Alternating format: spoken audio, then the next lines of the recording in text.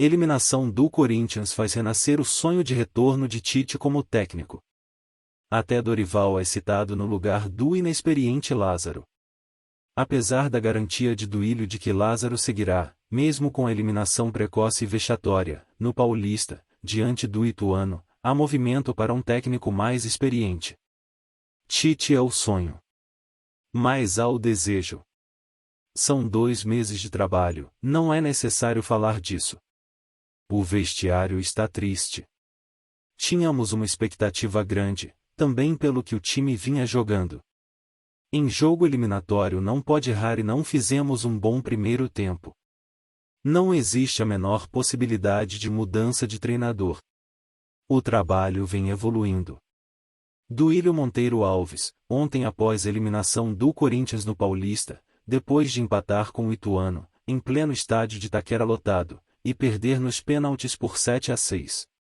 A gente acredita muito no trabalho do Silvinho, apesar dele ser jovem, está iniciando a carreira de treinador, sendo o principal treinador. Ele já teve muita experiência, dentro do campo como jogador, jogou em grandes clubes, também como auxiliar técnico de grandes treinadores, como de Tite Mancini, da seleção italiana. O Silvinho se preparou muito para chegar nessa posição. Nós acompanhamos o trabalho dele diariamente, os treinamentos, e ele vai muito bem. Nós estamos muito satisfeitos. Duílio Monteiro Alves, no dia 13 de janeiro de 2022. Silvinho foi demitido no dia 3 de fevereiro, menos de um mês depois. Promessas de um dirigente muitas vezes são feitas no calor de uma eliminação, querendo tranquilizar o ambiente, após um grande vexame, como aconteceu ontem, depois da queda do Corinthians, no Campeonato Paulista, ainda nas quartas de final contra o humilde time de Itu. E diante de mais de 43 mil torcedores, na arena de Itaquera lotada.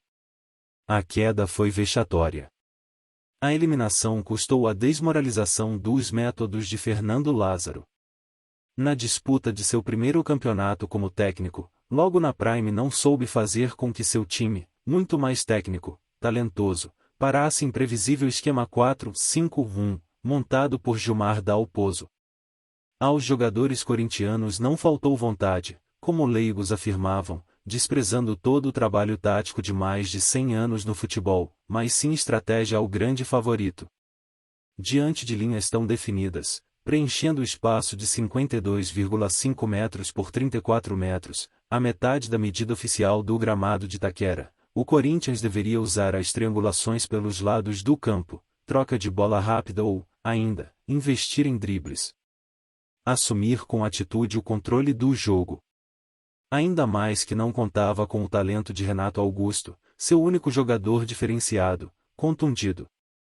O Corinthians foi de uma pobreza tática lastimável, que parou no sistema de marcação interiorana. Sem outro recurso, passou a levantar bolas na área de qualquer maneira e não conseguiu escapar do 1-1. E, nos pênaltis, os veteranos falharam. Fábio Santos, Fagner e Gil. Fernando Lázaro não cobiçou o cargo de técnico do Corinthians. Foi uma aposta sugerida pelo treinador dos sonhos de Duílio e, principalmente, do diretor de futebol e ex-presidente, Roberto de Andrade e Tite. Ambos tentaram amarrar o técnico da seleção brasileira, para que depois da Copa do Catar assumisse o clube do Parque São Jorge. Ele não quis. E indicou o analista de desempenho, Fernando Lázaro. Tite disse que via muito potencial no funcionário do clube, filho do ex-lateral Zé Maria. Os dirigentes acreditaram e ficou subentendido que haveria a chance, no futuro, de Tite assumir o cargo, com Lázaro voltando a ser auxiliar.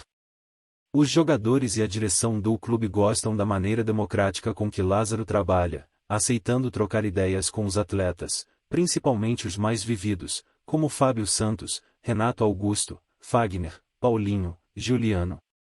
Mas ele é muito inexperiente. Com as partidas como interino e as 13 disputadas no Paulista, Lázaro chegou apenas a 20 jogos no Corinthians, na carreira.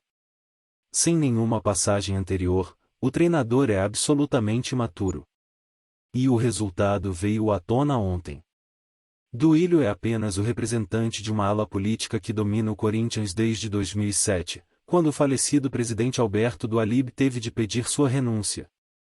São 16 anos de poder dessa ala comandada por Andrei Sanches. O Corinthians projeta para 2023 um ano lucrativo.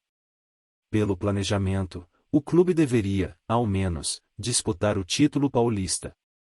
Há ainda a Copa do Brasil, a Libertadores e o Brasileiro. Competições em que o clube aspira chegar pelo menos à semifinal e estar entre os 4 melhores do Nacional. No mínimo. O Corinthians atingiu R$ 150 milhões só de patrocínio na camisa. Quanto mais perto dos títulos, maior a premiação do clube. Há muito dinheiro envolvido em 2023. O sonho é arrecadar mais de R$ 1 bilhão, daí a necessidade de ótimas campanhas. Lázaro, apesar do apoio de Duílio, já tinha a sombra de Tite. Se o treinador decidir voltar a trabalhar amanhã, o Corinthians o deseja.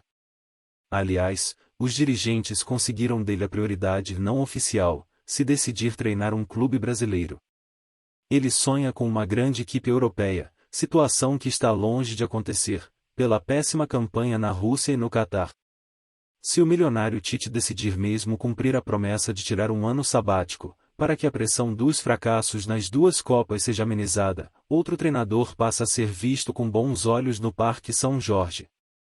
Dorival Júnior.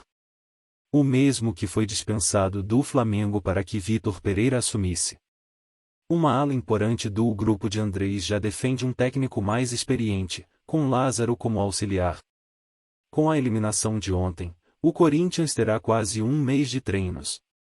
A Libertadores, a Copa do Brasil e o Brasileiro começarão, para o clube, em abril.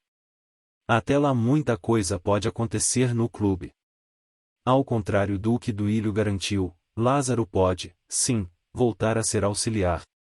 A eliminação do Paulista mostrou toda a sua imaturidade. O Corinthians ficar à disposição para um treinador iniciar sua carreira é algo incompreensível.